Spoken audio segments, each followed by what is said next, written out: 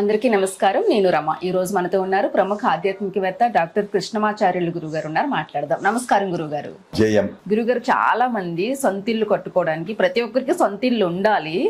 చాలా మంది ప్రయత్నిస్తున్నా కూడా ఏదో ఒక ఆటంకాలు వచ్చి సొంతిల్లు ప్రయత్నం అయితే అవ్వదు. కొంతమందికి డబ్బులు ఉండి అన్ని అవకాశం ఉండి లాస్ట్ వరకు వచ్చి సొంతిల్లు అయితే కట్టుకోకుండానే ఉంటున్నారు. ప్రతి ఒక్కరికి సొంతింటి కళ నెరవేరాలంటే ఏదైనా పరిహారం చెప్పరాదు? మీ ప్రశ్న సహజ సిద్ధమైన స్త్రీ యొక్క స్వభావముతో ఆడపడుచుగా మంచి ప్రశ్న వేశారు. బాగుంది. ఇదే రాయబారంలో 3 రాయబారాలు ఉన్నాయి మహాభారతంలో. మొదటిది సంజయ రాయబారం, మొదటిది బ్రాహ్మణ పురోహిత రాయబారం, రెండవది సంజయ రాయబారం. సంజయుడు వస్తాడు, ధృతరాష్ట్రుడు పంపిస్తూ వస్తాడు. వచ్చి ధర్మరాజును ఒప్పించడానికి అనేక ప్రయత్నాలు చేస్తారు.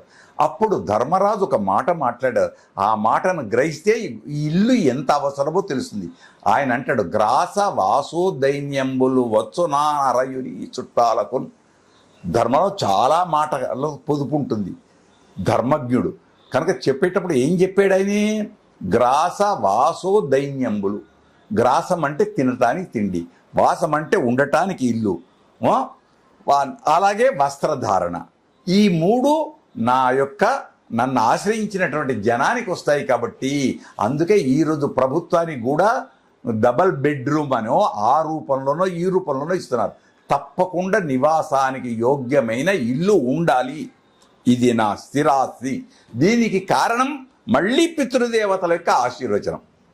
ఆ పితృదేవతల యొక్క ఆశీర్వచనం ఉంటే ఇల్లు తప్పకుండా వస్తుంది.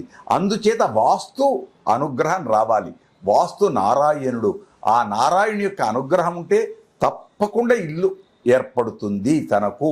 అందుచేత యజ్ఞ వరాహమూర్తిని ప్రార్థిద్దాం, వాస్తు లక్ష్మీనారాయణని ఆరాధిద్దాం, పితృదేవతలను ఆరాధిద్దాం.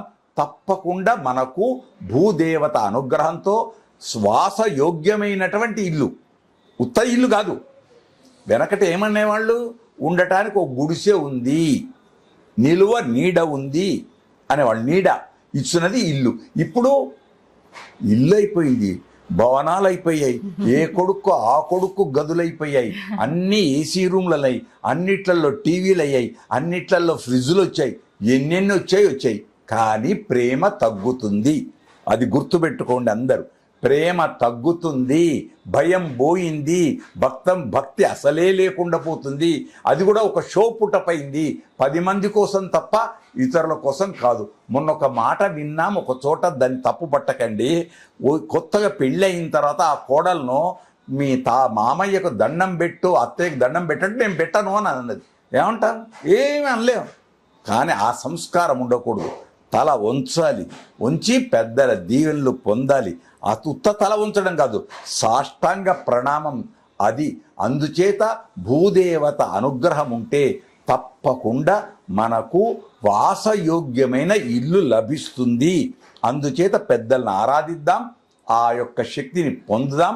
రాలేదు, భూని ఆరాధించు. ఏమని?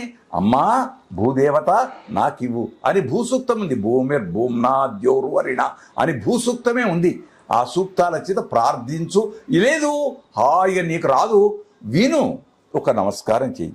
తప్పకుండా భూలో నీ కోరిక నెరవేరి శాశ్వతం. ఇది ఇంకోటి, ఇది శాశ్వతమైనది, తరతరాలకు వచ్చేటువంటి సంపద, తరగని సంపద.